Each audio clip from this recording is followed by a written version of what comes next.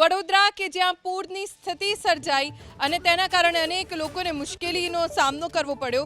વડોદરામાં પૂરને લઈને કોંગ્રેસે સરકાર ઉપર પ્રહાર કર્યા છે।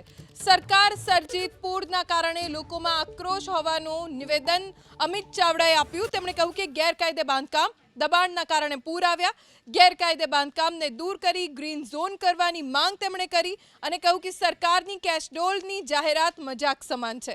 2500ની જગ્યાએ 10,000ની સહાય અપાય। 5 તારીખથી કોંગ્રેસ દરેક વોર્ડમાં દરેક પરિવારને મળશે। વડોદરા શહેરનો એક વાસી એને ત્યાં શું તકલીફ છે, શું ખોટું થઈ રહ્યું છે અને એનાથી બચવા માટે શું કરવું જોઈએ એનો અભિપ્રાય લઈ અને આવતા 15 દિવસ પછી એનો આખો રિપોર્ટ તૈયાર કરીને એના માટે જે લડાઈ લડવાની હશે એ લડાઈ લડીશું।